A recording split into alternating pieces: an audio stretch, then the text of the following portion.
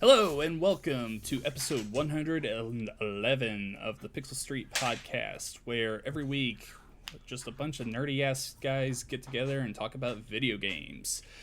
I am your host for the week, John Hansen. I'm joined by the one and only Connor Kopp and Mr. Finish Line himself, Joel Campos. How's it going, guys? Oh, it's we're great. Here. I built this. I see. Wow, you guys I was gonna say, really man, bringing the energy today. Yeah, the NBA Jam header right behind him. You were sending some pictures of that into the chat, and that thing's sweet, man. Did you put LEDs on it yet? Yeah, I have LEDs inside. Oh, please do it. Oh, do it. Do it. Do it to him. Here's the glory. He's gonna like. Oh, Oh my! really killing the mojo here. He really Wow. is. He wasn't prepared. Wow. He wasn't prepared for his time in the spotlight, man. He just. There Right, are LEDs, that, you know. all right. You really need I'm You really need the. Sounds like an Bring a excuse comeback here. to me, is what that sounds I can't find where I put the remote for the He LEDs. is not so on don't come fire. But yeah, there are LEDs All right. in it.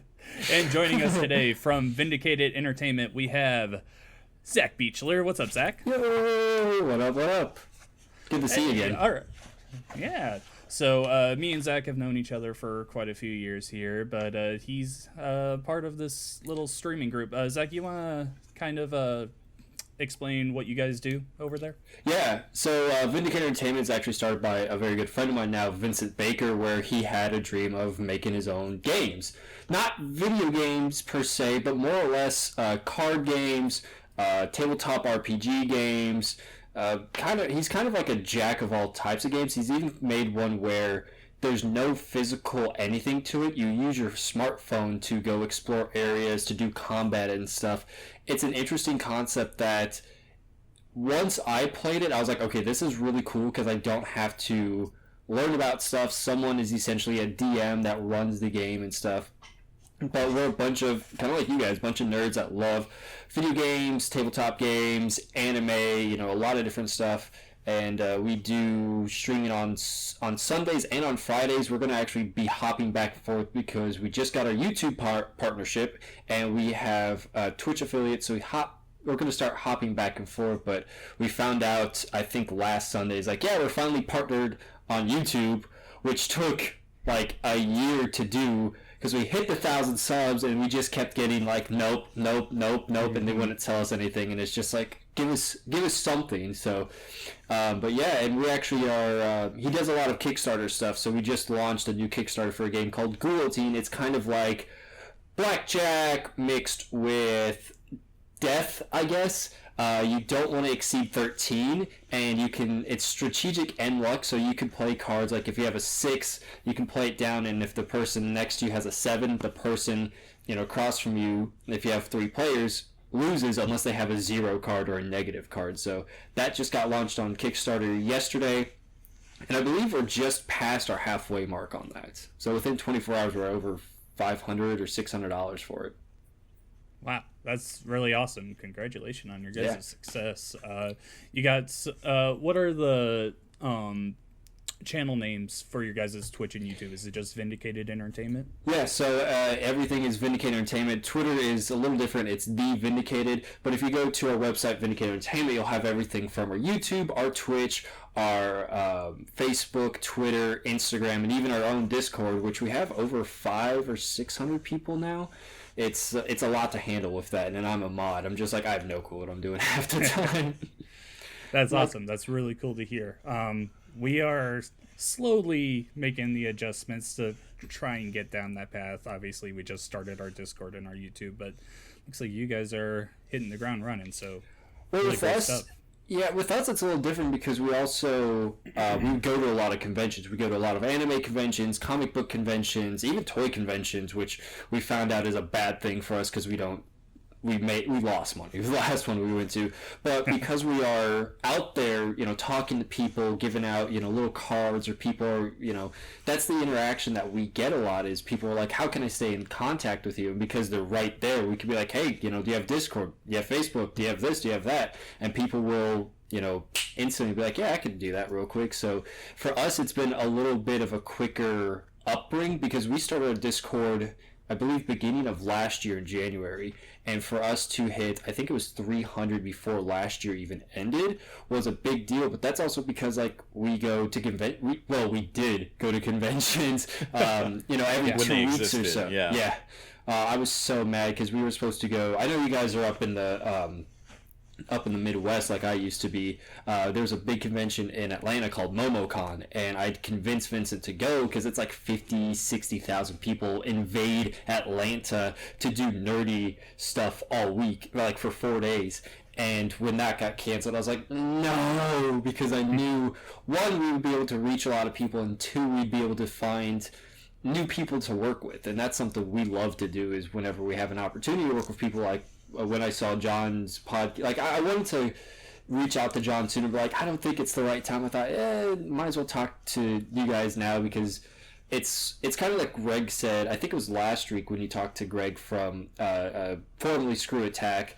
Now he's doing his own thing. He's like, you just talk to people and reach out and do collabs as much as you can. It's like, that's true. We should just do it as much as we can with whoever. So Yeah, no, that's absolutely what we're trying to do here. We want to reach out with as many people as we can. So very excited to have you on.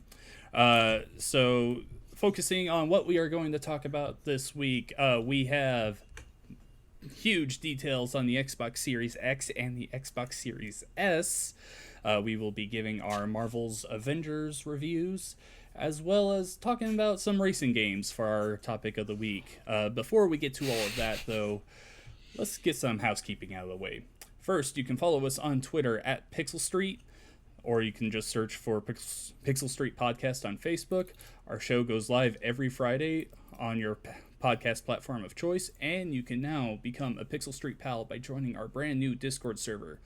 Check out our pinned tweet on our Twitter to join us, Zach, and a bunch of other gamers as we get a small but growing community going together. We've done some Pixel Street pal party nights in the past. We are actually planning on doing another one this week with our friends at Respawn Aim Fire in a little game called Among Us. So we are very excited to get that going. I'm planning on recording what happens there and putting it up on the YouTube. But yeah, some exciting stuff in the works, so be sure to follow along. So we're going to swap things up a little bit differently this week. Usually we would go right into what we're playing, but this week we're just going to dive right into our Xbox news. What do you guys say? Let's do it, man. It was a weird way that it happened, and it came about into existence. So, we might as well make the show weird, where we talk about it. I was gonna say, kind of shove it in there. Let's just wait until right. like midnight, and then we'll kind of hint that Yeah. we're gonna do something, and then we'll wait till 2 a.m. to talk about it.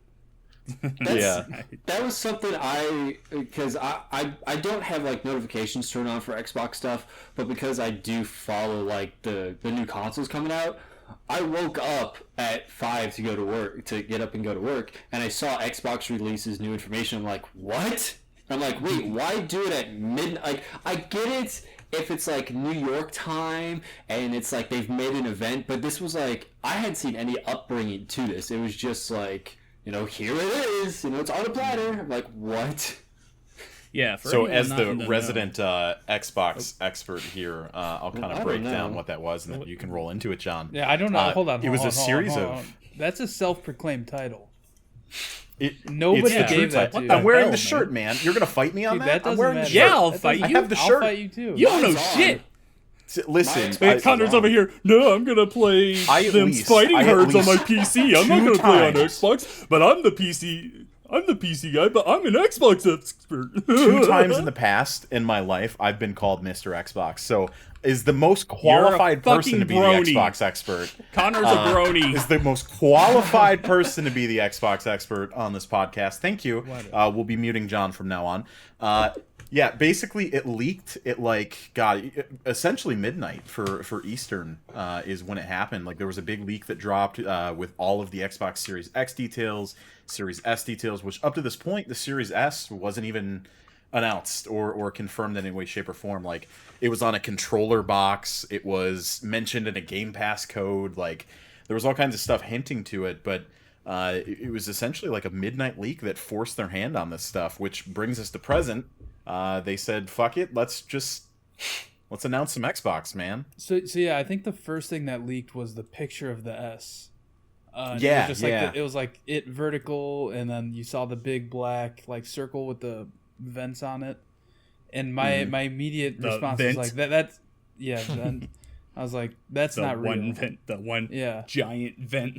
Yeah, the one vent to rule them all. Yeah. My initial response was like, that's not real. That's got to be like a Photoshop or something, just because of how like weird it looks with just a giant black circle. I don't know. I thought it looked strange. I'm into it, man. I love it. I'm not a fan of the black circle. Really? Not a fan. Oh man, it looks like an Oreo. I saw somebody like photoshopped an Oreo over the black vent. Yeah, then Oreo was like, "Oh, we can't stop seeing it." Xbox actually tweeted back at them. They put 2 Series X's on the side and then 2 Series S's in the middle, so it looked like a giant double stuffed Oreo. Well played. It was amazing. Very well played. Wow. Yeah, dude, Xbox was on their game with the memes. They all were this going down. They instantly at midnight they put up the meme of the monkey doing the thing, the like side eye, and then like an hour later they're like, okay, might as well make it official. Yes, the Series S is a real thing. It's gonna cost $300 and it's coming November 10th. Fast forward to today, and Joel, give us some details on what's been announced today. So, I mean, I don't even know what time it was. It was like before 8 a.m. Central. It was another weird time, yeah. They just kind of like dropped the bomb that like, yeah, here's the Series X. The price is $499. And pre-orders go up the 22nd of September. Yes. And then they also announced that the Series X and S will be available with their... I don't know what their service is called, where you kind of pay by the month, essentially. Xbox All Access. All Access. Yeah, yes. And that with that you get Xbox Game Pass Ultimate, which gives you Live Gold and Game Pass, and xCloud now when it launches next week. And you get the Series X for $35 or the S for $25 a month for 24 months. But I was seeing on Twitter, I don't know if this is confirmed, but I was seeing that it's less of like a kind of, I don't know, like less of a layaway deal as it is like a loan. Because apparently they like run your credit and stuff, and you only get that price if you're like super qualified for it. And they're saying that like most people who did it for the Xbox One X and S for the previous generation, because this was introduced like a year or two ago, they're saying that people who did it for then were like barely any of them were approved for that low price. So I don't know if that's true or not, but that is really shitty if it is. I don't know. When they launched that program initially for the Xbox One, it was more of a pilot program. They didn't go widespread with it, and it was only in Microsoft stores at the time, which I don't know if you know, they've actually closed all the Microsoft stores, and those don't exist anymore. So now they're expanding out to retail partners, and GameStop is actually one of those. The details have yet to come out for it entirely, but effectively, you go in, you have some kind of credit check or so, and you lock into this contract, and effectively you now have a monthly payment that you pay. The price breakdown, though, is what makes this so interesting. Like, for instance, you mentioned that the Series X is going to be $35 a month for 24 months, or the Series S is $25 a month. That includes your Xbox as well as Game Pass Ultimate during that period, which is already $15 a month. So when you break that down, a Series S, which is the $300 console, is $10 a month, 24 months. It's $240. You're technically getting it cheaper than you would buying it brand new. Like it's kind of an absurd value, and there's no interest too. I think that's maybe the most important thing here is there's zero interest whatsoever.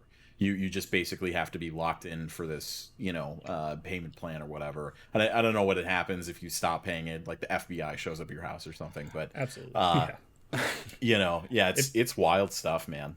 I think what they might do for non-payers, sorry, John, is they would probably brick the system, because they've done that. I remember when the Xbox One launched, Target sent Xboxes out to people early, and a guy had posted a ton of stuff about it. Well, they bricked this console, so more than likely, if you don't pay, they're just gonna be like, nope, I suppose in That is an always interesting. online era, like that's a total possibility. So yeah, I mean that makes total sense to me. Yeah. No, I hadn't thought about that. Yeah, no, that is there's actually a pretty good chance, I would say, of that happening. And I feel, as someone like me that does like, because last time I remember buying a console outright, it was the no, it was my first Xbox. I bought it outright. It was the big brick with the Kinect, and I used my tax refund. And, I could have bought a better phone because I had a bad iPhone, which most iPhones are. But, Yeah, they're all bad. Exactly. Galaxy for life. Yeah. But I thought, this is a big investment. And as someone who, I'm not going to lie, my credit sucks right now because of COVID. But if my credit wasn't bad, I would honestly do that because, like you said, you could get them for cheaper than what MSRP would be. And it actually inflects on, like, if in a year and a half they say we have a new version, it's cheaper, it's this price point instead of 500, and you're like, cool, instead of paying the 500 like I did, I do this monthly thing and I get all these extra services on top of it, I save money. I can see it working well, but it's that key thing of like, it's $35 if you're approved. Like, that's the thing Right. that I think would scare people, because I remember me getting a credit card, not a good thing, but I remember, oh, cool, I'm approved for X amount, I'm not going to try to touch it. Whereas this, even though it's kind of set, it's like, oh, do I want to pay, $40 or $50 a month and over the 2 years? And it's like, that seems like it's kind of unfair, or, because that's something they didn't say, is like, if you get a higher rate, does that mean you don't have to pay for 2 years? Is it then downgraded to whatever? So like, if instead of it being $35, let's say it was $50, does that mean it gets cut to maybe 18 months instead of 24 months? I think it's also going to be this is- interesting because they talked about the people that did all access for the Xbox One being able to upgrade to the Yeah. Series X and Series X and S for no additional cost or anything. So I think it's going to be interesting to see how that breaks down as well. Like there's a whole lot of fine print here that I think needs worked out. But either way, I mean, it's just Microsoft's coming out swinging with this stuff, Yeah, absolutely. Let's focus on the consoles themselves, though, because we got some details on the S itself. So pretty much, this is the smallest Xbox they've ever made, so it's even smaller than the Xbox One X, which previously was the smallest one ever. Like we said before, it's got a giant vent on the top. It does not have a disk drive in it. It's going to output... it's like max resolution will be 1440p, so it's not gonna go quite up to 4K, but It upscales to 4K. that's that's the thing. So its target resolution is 1440p at 120 frames per second, but this thing is capable of upscaling to 4K. It's going to be a similar situation to what we saw with the Xbox One S and the One X, where the Series X is going to be capable of true 4K output at 60 frames per second, but the Series S will be more of an upscaled or up-resed experience if you're playing on the higher resolution. And really, I mean, this console is not targeting your hardcore performance crowd. Like, that's the Series X. So I think for this, it doesn't matter as much. But it's important to note here, too, that these architectures, they've confirmed, it's the same GPU and CPU combination inside the S as in the X. Most of the factors kind of lie in the periphery, and I'd love to hear your guys' thoughts on these because we haven't had a chance to talk about this. But like you said, 60% smaller, 512 gigabyte hard drive. Did you guys catch that on the Series S? Which means it's an SSD. So it is an hard SSD, drive. yeah. Same as the Series X, which is awesome, but it's 512 gigabytes as opposed to the Series X has a terabyte standard in size, which for an all-digital console, like that's a little rough, Yeah. not having all that storage space, which is unfortunate. On- But on- for the most part, what's that? I was gonna say, on my Xbox here, it's a Battlefield 1 edition. I have two 1 terabyte hard drives because I've Yeah. downloaded a bunch of games, but that's something. It's just like, Well, in 500 that kind of gigs. situation, is not going to be a thing anymore because you you're not going to be able to just plug in any hard drive because the games are going to count on you using a solid state drive moving forward. So they have, we've talked about it before, the partnership with Seagate that they worked on for like some kind of custom, memory stick SSD. Essentially, I'm just curious to see what the prices on those are because there's a leak on that. Is there? Oh, Yeah. my man. So this article from PC Gamer, the leak suggests that the 1 terabyte Seagate Xbox storage is going to cost $220, Wow. which is So it's insane. That's a lot of money. Yeah. Basically, another. I could console. definitely see that going down in the first year, though. I don't Oh, know. for At least sure. a little bit. Like Yeah. I'm sure it'll go down a little bit, but like anything that's proprietary like that, like you're barely going to see Yeah. that price budge. I mean, we've seen NVMe drives float. God, a terabyte's been like 150 over the past year or so, I would say. But like you said, with it being proprietary architecture, like institutes a cost metric that wasn't there before. So that's wild, man. $220. Wow. So Might as that well buy a adds Series X. Yeah, seriously. So then that adds this in because, like you said, one big thing for me is because I collect games, like physical copies. Like, for instance, all my Forza games that I bought for myself were all the steel cases. They're the high-end ones because I like, they look good. There's something Sure. cool. But that's something that would deter me as being like, well, maybe I don't want to get the Xbox. Maybe I'll just go for the PS5 because I don't think the PS5 has, and I'm not trying to get off track, but I don't think the PS5 has a release price, has it, or is it No, we're still waiting on that. Yeah. And so let's say that drops to, instead of being $4.99, it's only $3.99, and I could still get a disc tray with it. Well, to me, as a gamer that likes to collect those, I would rather spend that than an extra $100 because hey, I can buy a special edition game day one instead of being like, cool, I can play all my other games because I had a max budget of $550 with taxes on it. So as someone, I'll buy the X because I want the weird looking cube, thing because it's funny not to have. But it's also because, and it also has the disc tray, and it's something that, for Forza, if I were to hit the eject button, the disc is going to come out, it's going to kick me to the boot screen. But I think that's a big divide for people, because I have friends that buy only digital now, but they have, instead of spending, the extra money, quote unquote, for a disc, they I just get a hard drive. I'm like, well, you still pay the same price for the game day one, and you're like, I don't know, I've just never understood, I get both why the non-physical, because it's easier, if I lose Forza, if I lose a game, I gotta rebuy it. Well, if you delete it off your hard drive or whatever, you can re-download it still, so. Yeah, I think that's an interesting point, because we've never seen a mainstream option for digital only, that lacks a hard drive. Like, obviously they tried it with the 1S all digital, and that thing just launched far too late in the cycle. It wasn't really propped up to be a main console, and it had so many other things that kind of muddied the waters with it with that Xbox 1S all digital.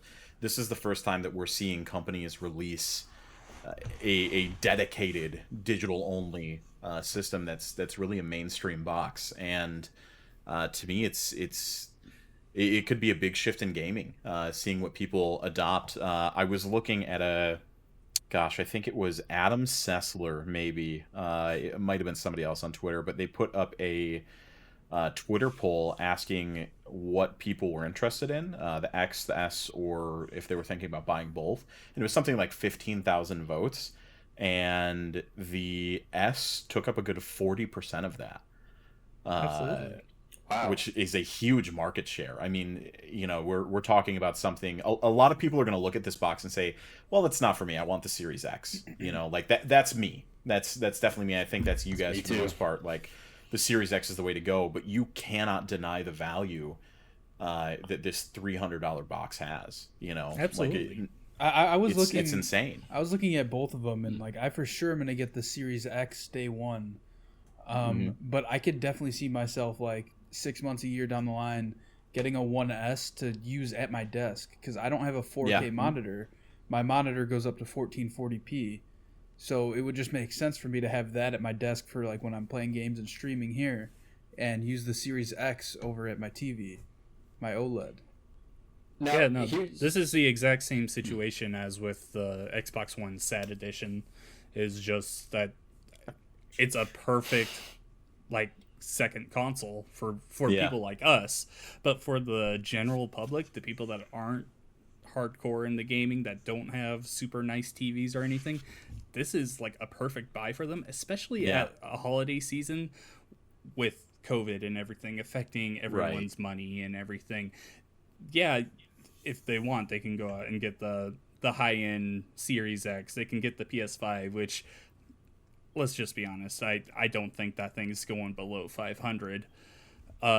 Or if they're not that into this stuff, if they have kids and everything, like, yeah, I can't buy the disc or anything anymore, but $300, you can't beat that. That's a Nintendo Switch right there. Well, and you also think about the value. Again, the pieces are just coming together at this point. The value of Game Pass with a console like this. You know, little Timmy is really only interested in Fortnite anyway.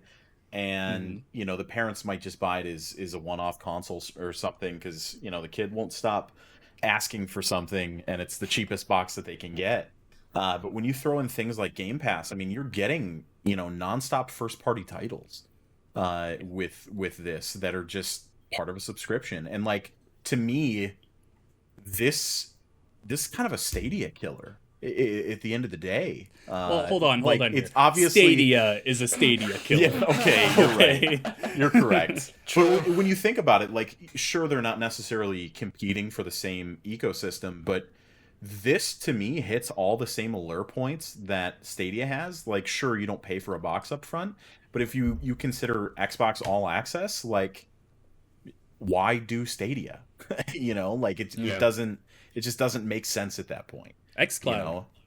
You know? Yes, absolutely. Same thing. Like, it again is just showing how Xbox is diversifying in such a heavy way to really attack things from all angles. And they really don't care if you buy their console, their most expensive, like, flagship console. They just want you to be in the Xbox ecosystem, which I think is absolutely kick-ass.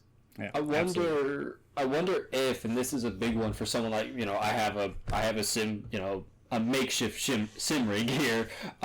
You know, what's going to be the ability to have accessories for day one? Are stuff like, you know, Logitech makes an amazing wheel. This is not a Logitech wheel.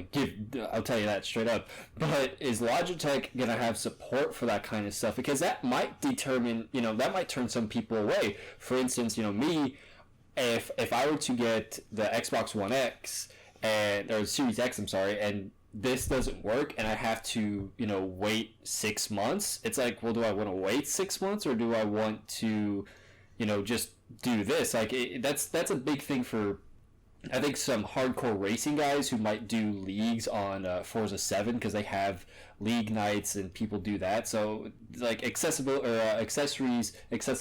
and what we'll be able to use right away is going to be a big factor for some hardcore fans, whether it's racing or fighting games. No, definitely. That's the thing, and though. They're actually talking about, we're all going to jump in on that one. They've already confirmed compatibility for most of the accessories that work with Xbox One. I think it's all of them. Right? It's everything they've been that very is adamant, made with Xbox in mind.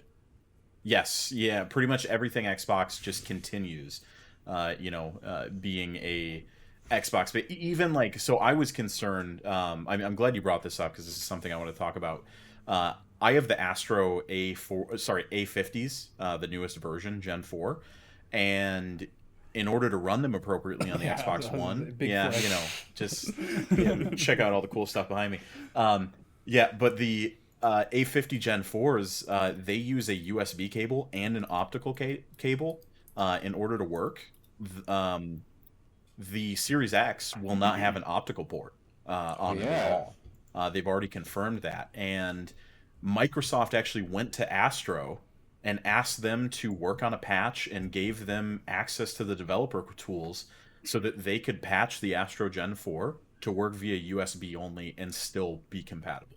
And so this is stuff that they're thinking about. Okay. Like they're looking at this stuff and doing their best to make sure that it's just an easy, seamless transition. And a lot of people keep saying like, oh, well, Xbox doesn't have a great launch lineup. Xbox doesn't need a great launch lineup because you can just play all the stuff that you're playing already. Like Destiny's not going away, NBA's not going away, Call of Duty's not going away. You're going to continue playing those games. You just do them on your new system you're going to have, and when those new games come, you'll be able to play those too. Wow, it's almost like a console generation isn't going to be defined by its first holiday season. You're right. Don't tell that to Sony. Sony Yeah. doesn't want to hear that. Yeah, Well, that's a big thing for me. Is like, I think of like when I bought my first Xbox One was Forza. Like Forza, I think it was 5 was the first one for that. Motorsport 5, yeah, it was. Yeah, Motorsport 5, thank you. And to me, that's something big. So for them not having, and again, I'm an odd breed where I love, like racing games, even though they kind of like sports games, they don't change what they do at the same time. The physics change, the crash damage change, the speeds change, and also they update the tracks to have, for instance, if you were to go to Daytona International Speedway, they redid the track for a NASCAR event this year because of COVID stuff, and that race track is not available anywhere besides a racing service called iRacing, which is a subscription service, which is expensive. And if they said today, Forza's coming out, blah blah blah. By the way, we're gonna have this track on it. The only reason I would buy the game and the Xbox is for that, because there's nowhere else I could. Not even the new NASCAR game itself has that just yet, which is crazy to think. But if they said that, I'd be like, cool. I know where my first paycheck's going. Yeah, it's all about that exclusive content, which you see Sony really trying to pick up all the time. All right, I think we've spent quite enough time on this. Let's move on here to a little more news that came out alongside the Xbox Series S and X news today. Is Game Pass Ultimate, that best deal in gaming that we love championing all the time, is getting a little better. Connor, want to tell us about that? I absolutely do, and I just want to say Microsoft should pay us for how much we push Game Pass Ultimate. Phil, want to come on the podcast? Oh yes, please. I'll take that as a substitute. So it's really just kind of a small amendment to Game Pass Ultimate that they threw in with this announcement, and that's that EA Play, which is EA's version of Game Pass, or their kind of subscription pass that you pay for to get access to different games and exclusive discounts and stuff. This holiday, it's coming to Game Pass Ultimate, and guess how much it's going to cost you? Nothing. $1. Exactly. It's going to cost you nothing. Just $0. Like, they're just adding the value in there, which is insane to me, because I was thinking about this, and while the prospect of having EA games is already pretty cool, that's not where this stops. Because do either of you guys use Origin on PC? No, only for Sims. No. Only for Sims. Okay. So if you have their EA Play subscription, you get like massive discounts on games through digital buy places on Xbox as well. In any of their like DLCs that they put out, there's massive discounts on it. You just get things much cheaper. And so what they're saying is that all of those discounts are going to carry over with it, which is just absurd, because then you're getting more games, more savings, more deals, more bundles. Like, man, I really didn't think that they could add any more value to this, and they just did. It's absurd. Yeah, it's really insane just how good Game Pass has gotten over the years. Like when it first launched, like this was like a thing. It was like, okay, it's cool. There wasn't really anything at the start, but it was like, okay, we see what they're trying to do. And then you start getting games like Grand Theft Auto and Red Dead Redemption and the Fallouts and everything on there. You're like, wow, this is really turning out to be something. And then you throw in the Xbox first party exclusives day one. You're like, wow, that's such a good deal. Now this is just like, this is insane. It's crazy to think about. this is going to be really huge for people that are like big into Battlefield, big into Madden, FIFA, and all that, because it's just all right there for them, like right at the beginning. If you've got a Game Pass Ultimate subscription, your live is covered, your games are covered, and now even more games. Like, this is just... And xCloud. It's hard to comprehend. Yeah, xCloud coming too. Like, it seems like it doesn't stop, and I'm into it, man. Like, if I wasn't an Xbox gamer, or I wasn't a gamer period, and I was like trying to find an ecosystem to join, Xbox is looking real hot right now. Like, I understand the lack of games is still an issue, but I think COVID plays a large role in that. I think that their lineup would have been much better for this holiday had we not had a worldwide pandemic hit us. But that said, I mean, regardless, $15, man, for just a ridiculous amount of things, you know? So you're telling me I can play Peggle 2 for free if I have this? Yeah. I want to say Absolutely. Peggle 2's on that list, yeah. It's an EA game, so if it's not on that list, I'm going to be disappointed. It's not their whole lineup, but it's like, if I remember right, it's been a long time since I looked at EA Access. Well, I guess now it's EA Play. But what they were doing was like their newest games, they would put a discount on if you were a subscriber. And then after like 2 months of it being out, it would go into the library of being able to play. I know it's much more than that. Yeah, I think it's a little longer, but also a lot of times what they do too is they'll give you like 10 hours to play new games for free. So like the latest Madden that came out, you just got to play 10 hours of it and try it out and give it a shot. And if you liked it and you ended up buying it with that discount that you got, then all of your progress just carried over with you anyway. Yeah, I mean, that varies from game to game too. Right, of course. Because I think A Way Out, they only let you play like an hour, which makes sense because the whole game is only a few hours long. Less than 10 hours. Yeah. And like certain games will restrict just how much you can play, you know, the campaign for like games that do have a short campaign like that, or maybe it has a major spoiler somewhere at the beginning. I don't know. But I'm just excited. Peggle 2, woo! Zach's been paying some guy $10 a month to play Peggle 2. Absolutely. a game that's free. The game that's $15 on its own. He's paid What? so much on. All right, moving on. It is time for our Marvel's Avengers review. So if you checked out our YouTube this week, me and Joel had a whole spoiler cast going over the campaign story, what we liked, what we didn't like about it, just everything all about that. It's a really good time. Be sure to check that out. But this discussion is going to focus on our overall thoughts of the game. To this point, Connor hasn't finished the campaign, but we're not really going to get into spoiler content here, I don't think. Yeah, we kind of already did all the spoilery stuff. Yeah, so this is going to be spoiler just our general thoughts on the game. Whatever you want to bring up, this is the time to bring it up here. Joel, all right, I'll start. Right off the bat here, give me your overall impressions of Marvel's Avengers. So, overall impressions is that I've taken at least 7 videos of something that's been super buggy for me in the game. At least 7, maybe even more.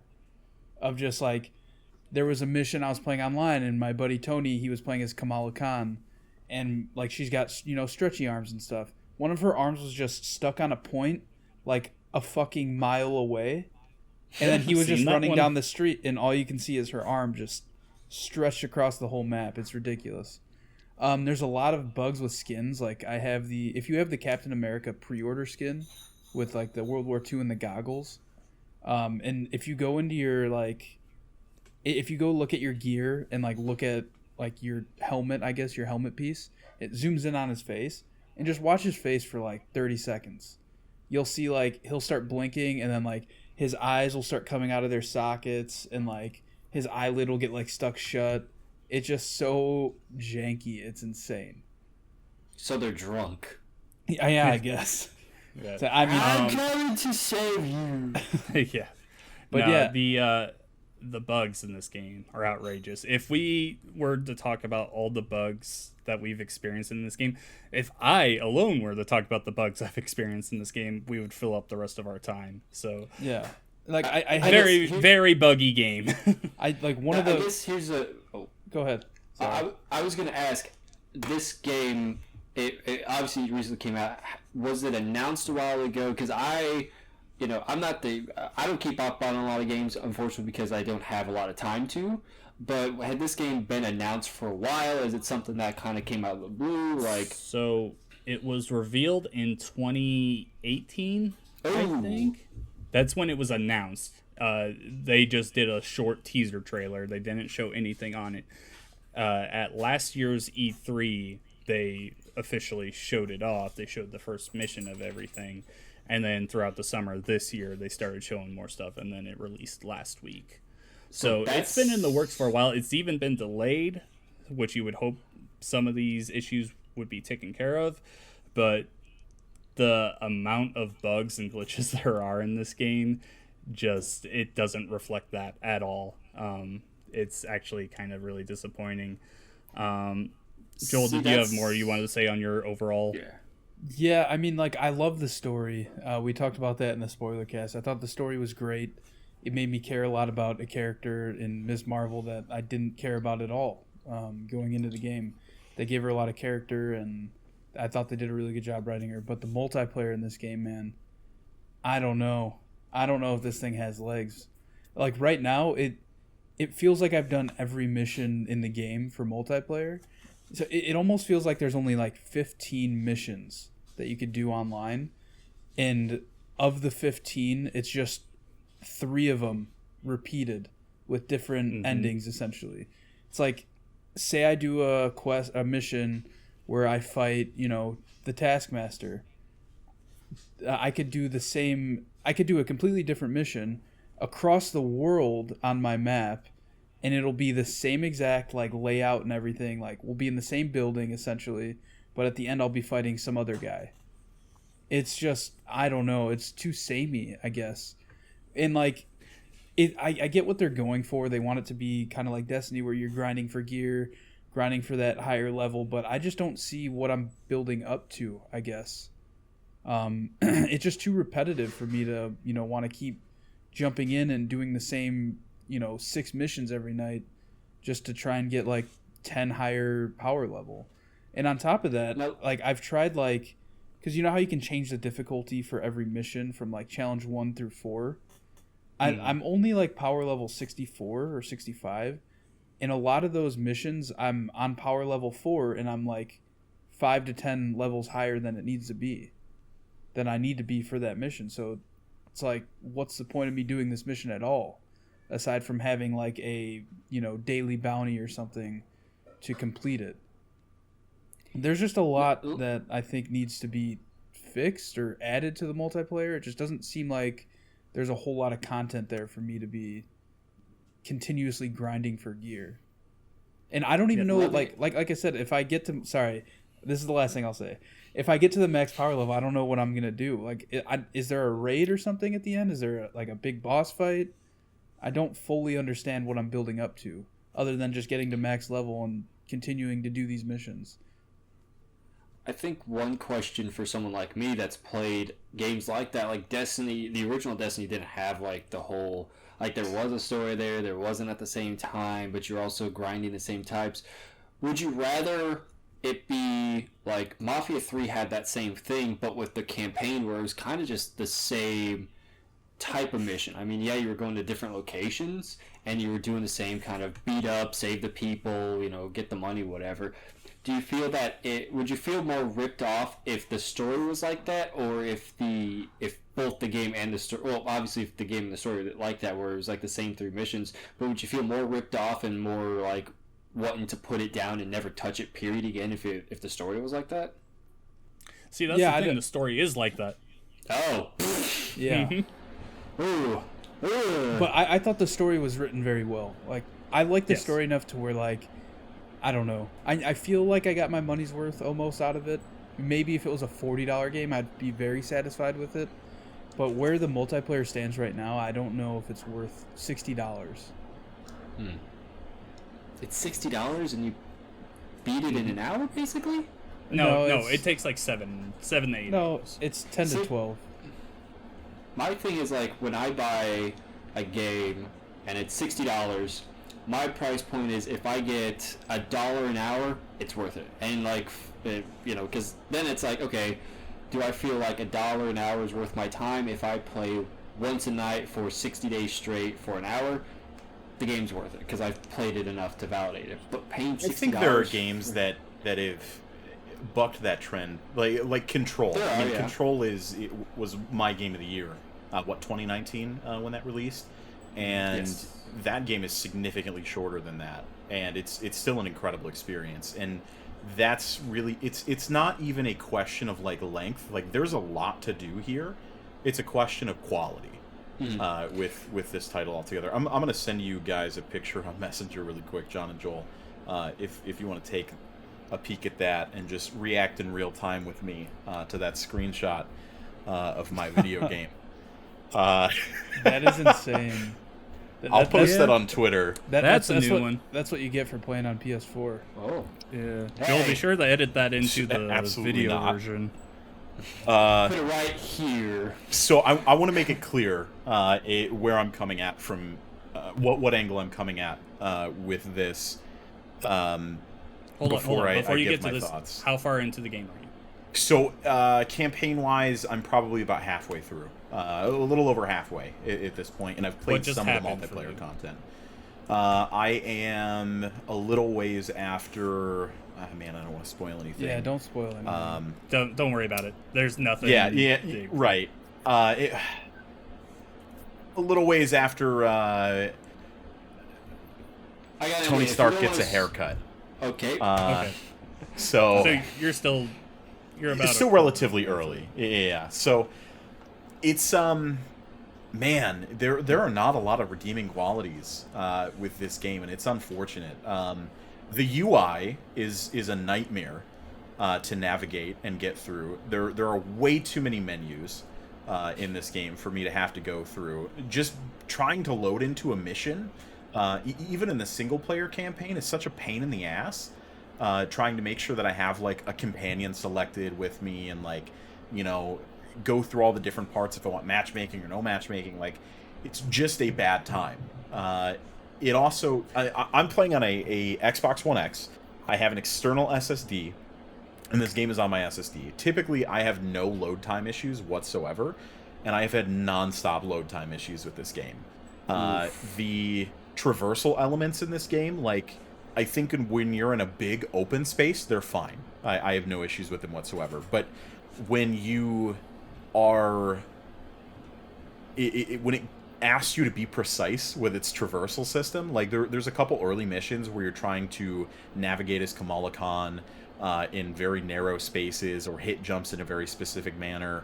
I've died there a lot in those spaces, and every time I get like a 30-second to a minute loading screen just from dying from a fall, which is incredibly frustrating and just overall pisses me off. You're giving me a look like you haven't had that problem.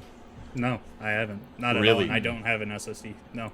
That's wild to me, and that's what I'm saying. Loading like, issues, it's absurd. It takes a long time to load when I start the game. Other than that, Sure.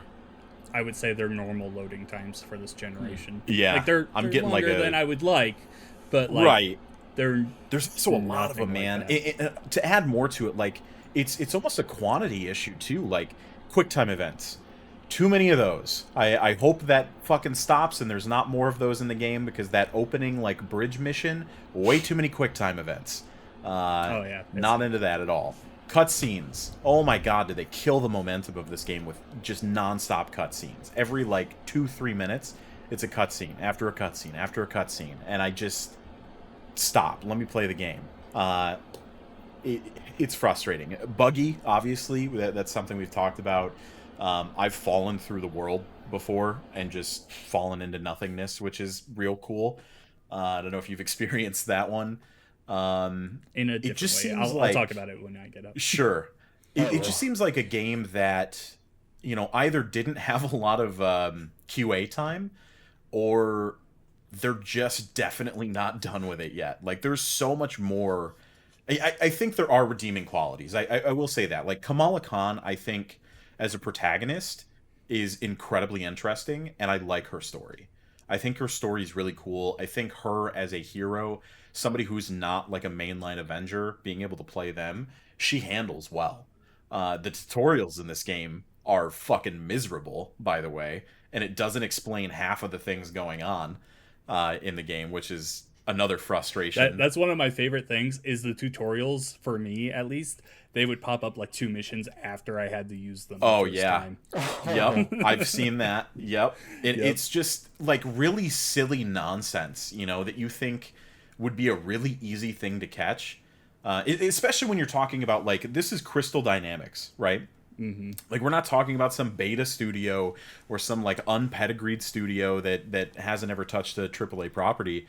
Like, Crystal Dynamics is relatively large and relatively well known for the things that they do, and for them to put something out on this scale, like, I'm glad I didn't spend $60 for this game, because I would have been very pissed at the buggy, almost miserable state that it's in. I mean, in the home base, John, you and I were talking about this. Like, you walk at the speed of smell, man. Like, it's so Yeah. incredibly slow. You can jog, but even that's slow. Yeah. It's not even a jog, man. It's like a barely speed walk Yeah. that's going on there. And like the hub world is huge. Like, there's a lot of stuff. They hide chests all over the place, which is cool, and I like that aspect, but god damn it, man, give me a little more speed than that. Like, it's brutal, and it's disappointing because, again, Kamala Khan and some other parts of the game do have some redeemable qualities. I think the combat at its core, while it gets very stale very quick, it at least typically is a relatively rewarding experience. Like, hey, I'm gonna go pound on this enemy, and every now and then when you get that like odd animation that's enemy specific, that's really cool. Like some of those big spider tanks that you fight as the Hulk, like when he grabs him and starts pounding on him, that are totally unprompted. Those moments are sweet, and I would love to see more of those. But it's just cluttered and buried underneath layers and layers of shit, and it's so unfortunate. I don't hate this game, but I'm very close to it. Wow. All right. Yeah. All right. Before I get into my stuff, I should probably preface this with, this is a game I have been looking for since it was first announced.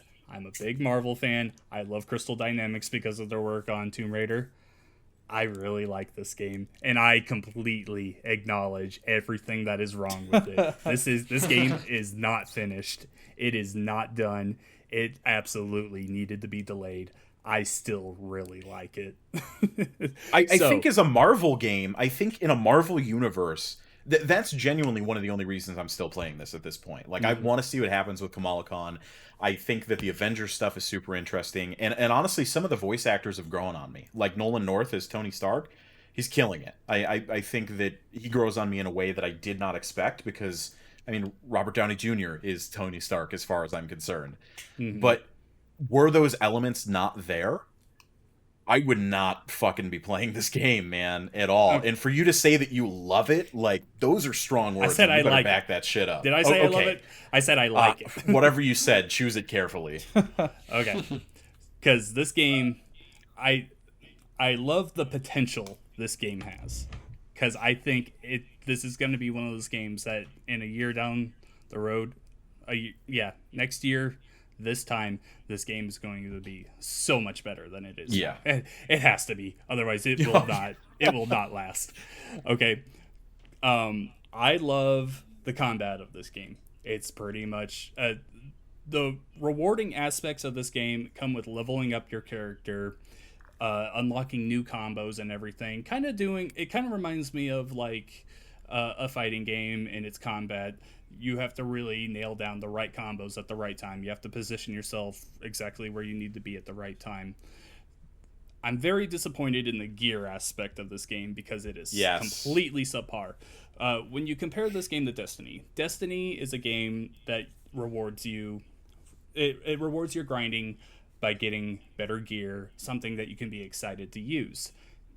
there is none of that here with Avengers. You might get like an effect on your attacks, like my Captain America right now has a finisher that deals cryo damage. Okay, cool. But like that's as insane as they go. It's very boring when it comes to that. It doesn't affect your appearance at all. It doesn't make anything look cool.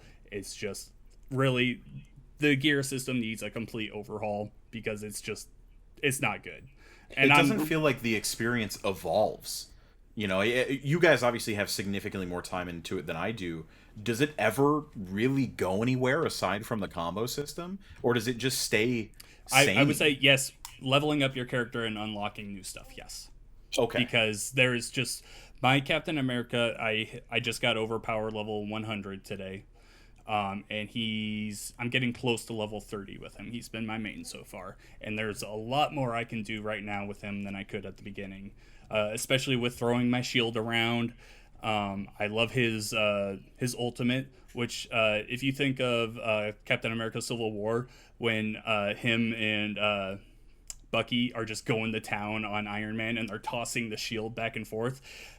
Pretty much his ultimate is him doing that solo on enemies where he's just like tossing it out, punching, it comes back to him, and he tosses it out again. It's like really awesome stuff there. There's a lot of like modifiers and everything to the combat, to your support abilities, to just everything there. Right there, that's a deep system. Like right there, that's stuff that they carried over from the Tomb Raider franchise. You can also see that in the movement, the way Kamala Khan and Captain America like climb up the wall when you like jump off of them and everything. There's a lot of stuff there that you're like, okay, yeah, this is really cool. That's a big reason why I'm excited to see not Hawkeye, the Kate Bishop. Just seeing the Tomb Raider bow physics come over into this game. I think that's going to be huge when it comes over. But the problem is with the gear, it's boring, it's bland, it doesn't feel rewarding at all. It doesn't add anything to the experience. Nothing. No. It adds literally, like when I open, I swear to, I'm so fucking mad talking about this game. When I open a chest and I get a new gear piece and it pops up on my screen that I have a higher level piece of gear, I just get fucking pissed off, man. I'm like, seriously, again? Like I have to open my menu and equip some piece of equipment that does nothing for me? Like it's just... I feel like it complicates an experience that doesn't need complicating. That's kind of my feeling with Destiny gear system, but the difference is with Destiny, if you work at it long enough, there is a rewarding piece of gear for you. In Avengers, there is not. What were you going to say, Zach? Well, I was going to ask this, let's say, what's the starting level you start at? Is it just level 1, period? Yeah, just level 1. Mm-hmm. So what if they did something to where when you got that gear, let's say you got it up to level 15 or level 10 or level 25, you upgraded the outfit itself. Would that give you some more like, okay, this is cool because I know what I'm, if I really wanted, Spider-Man's not in this, is he? On PS4, will be next year. Coming. Yeah. Okay, so let's say you're playing as Spider-Man, and then they have Black Widow as a costume for him, and you have to get to level 100 for that. Would that maybe drive you to like the upgrading system a little more, or would that still just be like, no, this is like a waste of time? It wouldn't work because of the way that they've built this game up with the heroes being free and everything. Locking people off of that kind of stuff just... Okay. In a progression sense, in the older days that would work. In a game like this right now, no, that wouldn't work very well. And that's part of the problem with it is like the costumes they're two totally separate systems. There's no overlap whatsoever between the gear and the costume system. Like you get gear and it changes nothing visually on the character. Your character does not look different at all, no matter what gear you have equipped, which I think for a loot game is a huge no-no. Because that's one of the most rewarding pieces of Destiny. And obviously, everybody makes the Destiny comparison, but it's hard not to when they've really propped this up as a loot game at the end of the day, like an ongoing, experienced loot game. And even Division 2 changes up your... look. Yes, exactly, in some way, shape, or form. But this has nothing. You either grind out, earn credits, and buy outfits, or which then in turn makes me not care about the gear system. Or you level up the battle pass and unlock cosmetics that way. Like it's they're very much trying to do two things, and they don't do either of them well. You know, which is unfortunate. I totally agree. The combat system feels good, and God, this game pisses me off. Keep talking, John. Sorry, going back to the Kate Bishop and Hawkeye DLC. Do we know, is that going to be like, are there going to be cutscenes and stuff for that, or is it just strictly like new characters being added? Well, judging from the number of cutscenes in the fucking game, of course there will be. Well, no, I'm just wondering, like, have they announced kind of like how long this DLC like storyline will be? Because like, that's another hero I really know nothing about and care nothing about. But if they put as much care into, Hawkeye and Kate Bishop as they did with Kamala, I'd probably be very interested to play that DLC. But they have put up a teaser trailer for that, kind of going over the story aspects of that. It's Kate Bishop coming to the Avengers being like, hey, Clint Barton's missing. I can't find him. And then you're playing as her going out, finding him. You see him with, he might be working with AIM, and he like goes into a teleporter, and she comes back, and she's like trying to decide what's happening from there. So it does look like there is story content coming alongside it. And then going back into the Hawkeye thing, is ranged attacks to me are the most challenging thing in this game. Like, I feel like they did not... Yeah, because aiming is so hard in this game, I feel like. Half the time I throw my shield... if you just hold down... Or I guess it's an unlockable thing. If you hold down the trigger, it will lock on the people. Yeah, I must not have that, but... Either way, like, so that goes to the tutorial problem with this game. Mm-hmm. I spent 3 hours in this fucking video game before I found out that there was a lock-on mechanic by clicking my right thumbstick. Yeah, I completely agree with that. Clicking the right stick. Come on, man. But still, like, I think that, like, even with Black Widow, I feel like shooting her gun is a pain in the ass.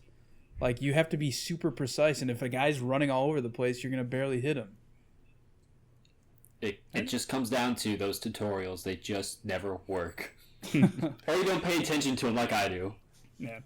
There are a lot of issues with Marvel's Avengers. I think a lot of them can be easily fixed. A lot of them should have not been problems in the first place. John, what score would you give this game? Out of 10? 6 out of 10. Okay, all right. I thought you were gonna say like 8 or some bullshit. Yeah, so did I. No, I've said this game is not finished. It's not good, but I like it. Okay, yeah, I would probably give it somewhere closer to a 7 personally.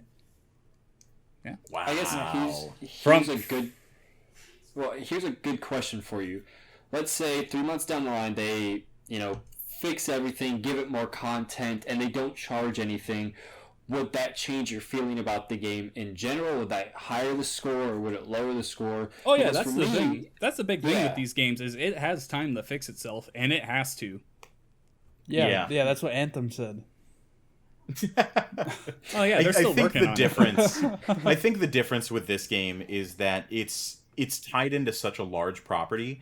People are going to check in 6 months no matter what. Yep. Like this could have been a far worse game, and people would still check in every time a new character drops, just because it's an Avengers property, and that's exactly why I'm gonna check in with it every once in a while once I beat the story and keep giving it a go. It just makes me mad that Marvel Heroes died for this, because I don't know if you guys played that game, but I loved that game. It was so good. It was essentially Diablo Marvel. It was so good. All right. We're running long here, so we got to move on. I'm sure we could spend much longer talking about this. Oh, I could absolutely argue about this fucking video game for a few more hours. Fight. All right. Ask me how I think about trying to climb on top of anything with Hulk is, because I would love to spend 10 minutes talking about that. Here, real quick. Who's your favorite character to play as so far? Mine's anyone but Hulk. I'm gonna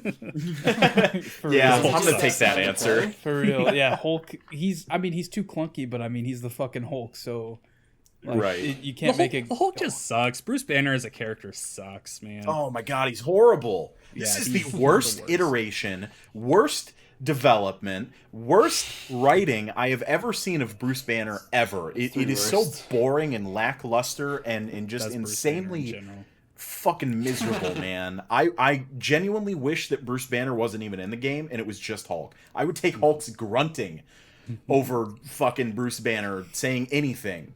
I mean, he could sell shout me out Xbox to- Game Pass and I'd still be mad. Shout out to Black Widow's awful voice lines as well, because I love Laura Bailey as an actress. Her lines sound forced. They sound bad. They're not delivered well here. They're not written well here. I love her. Whatever happened here is really wrong. Outside of Don't Kamala do it Khan again. and Tony Stark, voice lines are not great. Okay, now I promise we're moving on. We have to get into the quick news. Get this done really quick. We're just going to speed through these here. Quick news. You First read it up, and we react. Black Ops Cold War multiplayer revealed. Connor, did you look at it? Didn't even watch it. I don't have any more space in my heart for Call of Duty right now. I'm gonna keep playing Modern Warfare, and you can take that to the bank. Joel, did you watch it? I did not watch it. I had the stream up, but I was in a meeting, so I kind of just saw on my second screen the YouTube comments, and I just kept seeing W's, L's, F's in the chat, and then I kept seeing zombies with exclamation point and question mark. So I don't know if zombies are back or not. I don't know. It's Treyarch. Zombies are back, of course. Zach, did you watch it? Nope. I didn't watch it either, My man. because I don't care about Call of Duty multiplayer. All I want is zombies. Okay, moving on. Assassin's Creed Valhalla's release date has been moved up alongside the Xbox Series X release. Does anyone care about this? Yeah. Yes. I mean, it gives me. All right. It's a game I was gonna play when it came out, regardless, and the fact that I'll be able to play it day one on my Series X is really helpful because now I don't have anything, but now I have Assassin's Creed. All right, Connor. Yeah, same boat. I mean, at least there's something releasing same day for me to look at and be like, hey, this is really pretty. I'm glad I spent $500 today. Nope. Zach, do you care about Assassin's Creed? $560 Yeah, you're because right. the game costs. Yes, because of the fact that I have a lot of friends that are Assassin's Creed fans, and the fact that I know they're buying Xbox Ones and that's going to be their main. I'm happy for them, and for me, that would be a good excuse to come over to their place and be like, "This game sucks. Why are we playing this?" Just to mess with them. Gotcha. Yeah, I'm kind of cooling off on Valhalla. At first, I was like, oh, yeah, this is really cool. This is a day one buy. I might walk that back. I might wait a little bit. We're I like don't 2 know. months from a release on that. We still haven't seen any more. I just realized that. Like, they haven't talked about it. I'm That's the also. thing. I don't think I want to see more. The release date moving But, up is also Connor- helpful because it distances it from Cyberpunk even further. Yes, only 7 With Ubisoft days. Forward this Hey, week. but still, could that's be 7 showing more days I something get to at that. play it. That's true, yeah. Ubisoft Forward tomorrow. Yeah. You're right. Also, shout out, me and Connor will be doing a live react stream Oh, to I guess Ubisoft Forward. this is going to go up after the live react Yeah. goes up, though. So. Oh, yeah, that's right. Spoiler, it happened. Still, check it out. It'll be Yeah. up on YouTube. Really huge news here. The Mario 35th anniversary was finally announced. There's been some stuff leaked out and everything that this announcement was pushed back by 5 months and everything. Big things here. Super Mario 3D All-Stars is coming out with Super Mario 64, Super Mario Sunshine, and Super Mario Galaxy, which I am so fucking pumped for, man. I get the I get how people are bad. They're not remakes, how there's not really anything done to them or anything. I'm just so happy to have these on my Switch. Lots of weird stuff though there with the limited releases for that and the Super Mario 35 Battle Royale game are only available until March 31st. Just a lot. It's a lot of weird Nintendo being Nintendo stuff there. Connor, what do you think about all this? Yeah, I mean, you summed it up pretty well. It's Nintendo doing weirdo Nintendo stuff because Nintendo's a weirdo. For as much as they've become mainstream with the Switch, they also are just weird indie Nintendo that likes to do stupid things for stupid reasons, which is frustrating. That said, I pre-ordered my copy of 3D All-Stars a few days ago. I pre-ordered 2. Well, I got it digital and then I got a physical. You're absurd. Joel. This excites me because the only one of those games I've played is Mario 64. Oh my god. So I'm very all excited to so try the other good. two. Love And those also, games. I still haven't played Odyssey, so maybe I'll do that. Are you... Oh, You madman! I don't own a Switch. I mean, Wow, I've okay. told you guys this time and time again. I bought the game. And you piss me off No, every I- time. Every time. I played it for 10 minutes. Damn and it, then my, and then Campos! my girlfriend took it. She said, "This is mine now. You will see it my in 2 girlfriend months." took it. It's been more than 2 months, Joel. There's a puppy now. She's distracted. Go get it right now. Funny There thing you is, go. they have a puppy. Zach, you don't Oh, have it a was on Switch, camera, but would really. you play this if you did? Yeah, a friend of mine has a Switch. That's how I played Odyssey, and honestly, that would be a fun game for her to kind of teach me how to play those games on. I did play 64 on actually Nintendo DS, which is weird to think. port But was I'm good. interested. Yeah. I'm interested because of the fact that my first system I ever got was the first system I ever played on was an NES, and I had, of course, Mario Brothers, and then I got an N64, and then I hop shipped to PlayStation. But I'm really interested to go back and play both 64 and then play the other two games. I might honestly, depending on how taxes work, if I get any money back this year, if I have any money, I'm going to buy a Switch and I'll get that game for sure. As long as they come in before March 31st. Yes, absolutely. Otherwise, Nintendo will not be selling Switches anymore. It's done. But after the 31st, it's all in the trash. Yeah.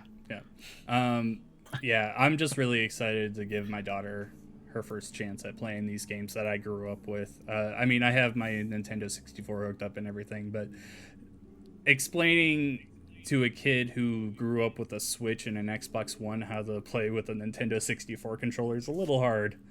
Yeah. Yeah. Okay, last bit of quick news here. Hyrule Warriors Age of Calamity was announced. This is a prequel to Breath of the Wild, set 100 years before the events of Breath of the Wild.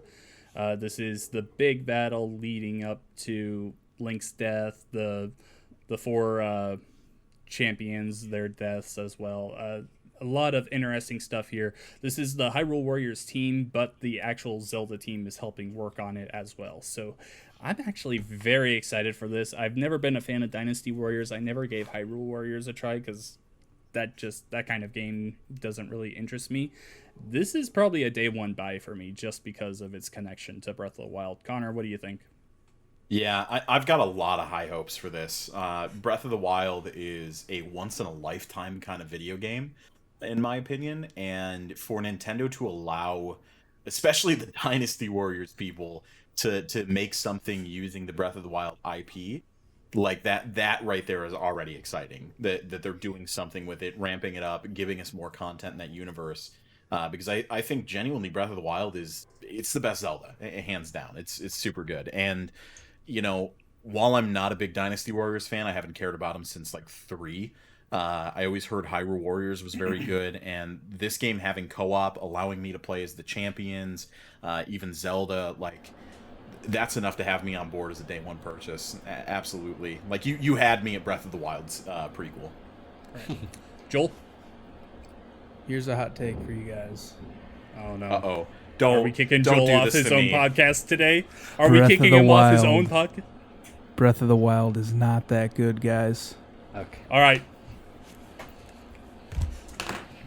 This man.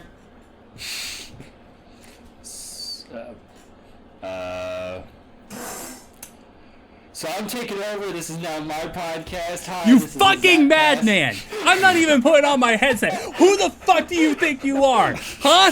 I don't even need to fucking hear your bullshit right now because it doesn't even matter to me. Are you fucking insane? Fuck you! It's not that good of a Mommy and game, Daddy are guys. fighting. Did you even play it? Or Yeah, did you just like no, I gouge played- out your eyes and lose your Oh, my thumbs? girlfriend took my Switch away, so I couldn't play Breath of the Wild. I know. I beat all 4 of the champions. I never finished the game. I just was not that big of a fan of it. I didn't think it was that good. I my don't understand all the guy. praise for it. You're Connor, absurd. we're starting our own podcast. I know. I Yes. feel like people I'm gonna be praise third. it. I feel like people praise it so much because it was such a big leap for Zelda games. I don't think it was a big leap for video games in general. Oh, I disagree. That's I just had a content idea. Our next podcast is an hour of this. Joel getting roasted for all of his shitty opinions. That's we'll a put good that on opinion. the list of stuff we have going up. Oh man, that Wow. We have to move to the First topic of the week. Avengers. Our friendship First is over Avengers, then Odyssey, then Breath of the Wild. Topic of the week. Let's move on with our lives. here. Wow. Yeah, topic of the week here. God damn. All right, so our illustrious host today, Zach Beachler, came up with a topic of the week for us today. He really wanted to talk about the lack of racing games and also just our favorite racing games, because Zach likes racing, if you couldn't tell by the thing behind him and the thing in front of him and the thing to the side of him and the other thing to the side of him. He's a racy boy. Yeah. So a quick thing for, I don't know if you told Joel and Connor about, I actually moved to the Carolinas to work in racing. That's the whole reason I'm down here now. And yeah, it's one thing for me that I don't see now is like there are still racing games, but they're not as big or I guess as hyped. Like I know it's not a huge market, but it's still a big enough market that, you know, people who play, you know, even casual gamers, they're like, I don't want to do a story or something. I'll just hop into Forza or Gran Turismo. Like Gran Turismo hasn't had a actual Gran Turismo game for PS4. They had Gran Turismo Sport, but even then, that's the only real racing game that, you know, was PlayStation exclusive. That was big enough to warrant the excitement. Like, you know, NASCAR has new games coming out on both platforms, but then there's games like Gravel and there's stuff like that. It's just like, I'm not seeing the hype, and even this year, there's no Forza has been announced, obviously because of the new console, but even still, like when the Xbox One got announced, it had Forza 5 as a launch title, and to me, it just seems weird that we're not seeing anything, and that these games aren't being, I don't want to say produced or made, because obviously we don't know until they're either released or something said, but it just feels weird not having even a small racing game being launched with it, like a Micro Racers or something. Yeah, there's I think a big reason. Well, okay, first of all, the big reason that there's no like big racing games right now, I think, is because of COVID. I think without COVID, you have Forza Motorsport releasing alongside the Xbox Series X, and you have Gran Turismo 7, which was announced in June. I think that would be launching alongside the PS5. They're not, but they're on their way and they're coming. Outside of those, I think those two series just really kill off any hope for like outside competition, because what do you got? Project Cars and Gravel, which is one. Assetto Corsa. I mean, like, they're big games that do Dirt. Dirt's a good one too. Like they're crossovers too, but it just feels weird not having something, you know, not even like a major launch. Like Gran Turismo Sport was something that it was kind of a throw, and it's like, hey, this is what you can expect on PlayStation 4 with Gran Turismo. It's like cool, and it's a good game. Don't get me wrong, and all those games are good games, but it's just like, you know, I understand, like, you don't want to put too many out there, obviously, but, like, Project Cars, The Crew, like, those games have had 2 life cycles, like, 2 games come out on this generation, and they're just kind of, like they're good games, I think that touches those, on a real issue with racing games. I love racing games. I'm a huge racing fan. I have kind of fallen to the wayside a little bit because there's just not a lot of good racers out there. And that's the problem, is like there are racing games that exist, but typically like they take themselves too seriously to be fun, or they are focused on being such arcadey bullshit that they're not fun at all.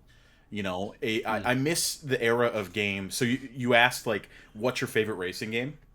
Hands down, it's a 2-way tie between San Francisco Rush 2049 and which is one of my all-time favorites, and the original Need for Speed Most Wanted.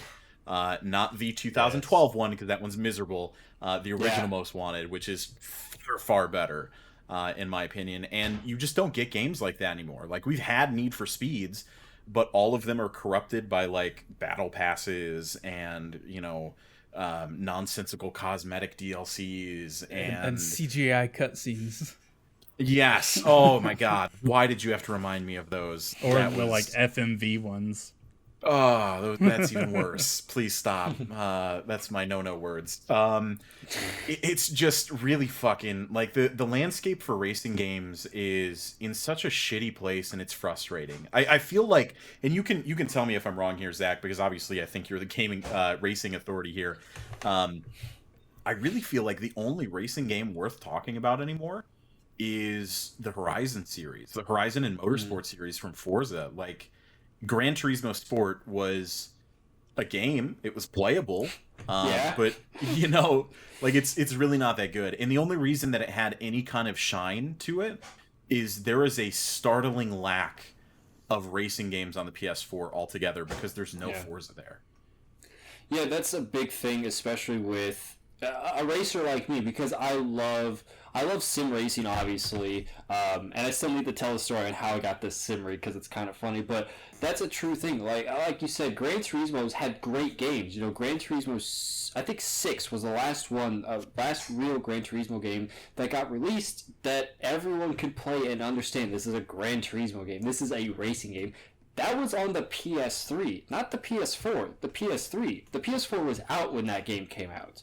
So, to me, PlayStation has those multi-party or multi-platform games, the same that Xbox does, like the NASCAR Heat games, the Assetto Corsas, Project Cars, the Crew, but there's nothing that makes it stand out. The only other racing game that's not a real game, but that's a simulator, is iRacing. And iRacing had a big surge this year of COVID because, like, NASCAR, F1, IndyCar, they were doing races. They were broadcasting races, but none of the drivers were at the track. No one was at the track. Everyone was in their house in a sim rig racing each other for fun, to put on a show for the fans and the diehards. But for an average consumer like you or me that doesn't want to spend, $1,000 all the way around for a monitor, a gaming PC with the main provisionals of a keyboard and mouse, and then getting a actual sim rig with a seat, Logitech pedals, $1,000, that's not too bad. But when you think of someone like me who doesn't have $1,000 right now, I already have an Xbox. I'll pay the $60 to get, Forza 7 or Forza Horizon 4, which is right there, and I'll pay, this wheel and pedal combo I got was $50 at Target, and then like the seats and everything I got for free because somebody else built it. So for me, you're right. The biggest ones that people talk about no matter what is Forza, but that's because they also put out a game almost every year that is great because you have the two different sides. You have the archaic version of Forza where you can take a $300,000 Lamborghini, launch it off the side of a mountain to set a distance record, but then you have Forza 7, which people still do sim racing leagues with, where they legitimately take a 911, set a lap time, and they try to beat their friends with. So, you have Forza as a whole has both markets covered to where PlayStation just has to rely on the other parties. But if I'm I'm an Xbox guy, I love my Xbox. I have this is a Xbox S, and I have a PS4 Pro over there. I put, if I'm going to buy a racing game, even if it's cheaper on the PS4, I'm still going to buy it on Xbox because I know I'll be able to enjoy it more and I'll be able to use my wheel and not have to worry about it. The same thing that with I'll say this though, with Gran Turismo Sport, they had one really cool thing with PlayStation VR is like, that was the really cool thing about it, but even then it was limited to like very short screen time on there. Like you could only do 2 laps at a certain circuit. It's just like, well, what did I pay for VR for then? It's companies seem to be trying to reinvent the wheel with racing games, much in the way that like RPGs have been reinvented. Your action arcade games have been reinvented over the past decade or so, and I just don't think it's necessary. Like, a good racing game is a good racing game. Like we don't need the battle passes and all that extra stuff in there to make it a satisfying experience. And I'm hoping the developers kind of learn that stuff. I'm curious, John and Joel. John, we'll start with you. What's your favorite racing game? I am not a big simulation racer fan. That's fine. Maybe Mario Kart counts. It's okay. That's where I'm getting to. Is I would probably have more fun with them if I had like a simulation racing wheel like Zach has in front of him. Like if I had that, I would probably give it a try. I'm not spending that money to do that though. When I think of my favorite racers of all time, Mario Kart 8 is definitely up there. I enjoy Forza Horizon 3. That's, of the Forza games, that is the one I've enjoyed the most, mostly because of the Hot Wheels DLC. I was going to ask that. That was top tier. But really, when I think of the best racing game of all time, and it's a game that I'm always calling out for EA to bring back, Burnout 3: The Takedown. Come on. Bring Burnout back. We need Burnout back. Stop making Need for Speed games. Like, Need for Speed needs a break. All right? It's been huge. I love Most Wanted. I love Hot Pursuit. I love Underground. Need for Speed just needs to chill out for a little bit here, and we need Burnout back. Joel, what are your thoughts on racing games, or do you hate those two? No, I love racing games. My favorite one's probably Forza Motorsport 1, actually. I remember, I remember back in the day there was a track called Test Track Oval, and I think one lap was 1 mile. Yeah. And we used to just set it for like 50 laps, 75 laps, and just fuck around. And I remember just go ham. Everybody was using the Enzo Ferrari because it was the fastest car. If you downloaded like the correct tuning from, I was a fucking kid. I wasn't about to tune a car, but if you downloaded the correct one online, it came out to be the fastest car in the game. So everybody would be using that on that to try and set like the fastest lap times. And then occasionally somebody would have a lobby where they had collisions on, and then you would just turn around and try fucking with everybody once you crash. Go the opposite way. Yeah, exactly. Yeah. But yeah, I think it's awesome. It's funny that this is the topic of the show, because just earlier today I was like just scrolling through Facebook Marketplace, and I saw somebody had posted they were selling like an Xbox bundle, like a 360 bundle that had 2 of those Microsoft made racing wheels. I don't know if you guys remember that. They were like white. I was just thinking about those ones, the full wireless one. Yeah, it was full wireless. Yeah. You could like mount it to a desk. I had that back in the day, and I fucking love that thing. I remember it came with Project Gotham Racing 3. Yes. But yeah, so that wheel, interesting enough, it was fully wireless, but you could plug it in with an AC adapter, and it would it had some sort of rumble feature in it. But yeah, I loved that racing wheel. It was so cool, and just seeing it on Facebook today brought back so much nostalgia of playing games with that thing. Bring back the 360 racing wheel, damn it! And Dude, Burnout. I was googling. Bring back both. I was googling. I was like, can I use this thing on an Xbox One somehow? I doubt it, but you could probably use it on PC with the wireless adapter. Yeah, I would bet. Yeah. One thing that was cool about Forza, they kind of I don't want to say pirated or pioneered it, was when the Kinect came out for 360 on Forza Horizon, or not Horizon, Forza 4, was you could hold your hand out and turn the car. It wasn't the best. No, it wasn't. Say that probably didn't work at all. Cool I remember doing that in it was the Kinect Sports package that came with the Xbox One. It was the Wave Racer one, and you had to yeah. Oh wait, no, you're actually talking about that. Okay. Yeah, it was a nightmare. Oh my god, I hate that thing, and I've got gross Kinect memories of it. Was a nightmare. You're right. Zach, did you give your favorite racing game? I'm always torn because there's games like I'm always playing Forza Horizon 4 because I want to get all the achievements, but also B, it's a fantastic game for doing real life racing and also just fun messing around racing. There can only be one king though, one king racer. For me, one game that I always love to play and I want them to make a remake of or remaster is a game called Dirt to Daytona. It was an actual racing game where you could, start how racing used to be. You would run short track, dirt tracks, and a little modified thing or late model, and you would build your way up going into what is the trucks, the now Xfinity, and into the Cup level. And that game was so much fun. And there's so many people that talk about it. I'm just and people try to say, it's NASCAR Heat does that. It's no, it's not. It is not the same. It is not the same. You gotta have Dirt to Daytona, and that's honestly my favorite racing game. And even people say I'm biased because it's NASCAR, but that's one of those games where no matter who you are growing up, if you had that game, you have some sort of memory unlocked when you hear it. You sparked my memory for Test Drive, Eve of Destruction. Very similar. Yes. Yeah. Test Drive Unlimited. I played a lot of that too. Hell yeah. We're talking. I remember, fun fact, Test Drive Unlimited, like, you could drive past other players, like, in the open world. And I was playing that game, and some dude messaged me. I can't remember what his gamer tag was now, but he messaged me. He's like, hey, did this used to be your gamer tag? I was like, yeah, why? That's fucking weird. He's like, dude, I just drove past you in Test Drive Unlimited. We used to play Halo 2 back in the day. And then he told me what his old gamer tag was, and I looked it up, and I was friends with him. So I was like, yo, this is awesome. This is bizarre. Like, how did you recognize me? Yeah. Wow. He's just been searching for Campos for years. He's around here somewhere. All right. Yeah. I think that does it for episode 111 of the Pixel Street podcast. Thanks so much for watching. Big thanks to our guest today, Zach Beachler. Zach, where can the people find you? Yeah, so me personally, I live in... Oh, you mean Vindicated. Oh, yeah.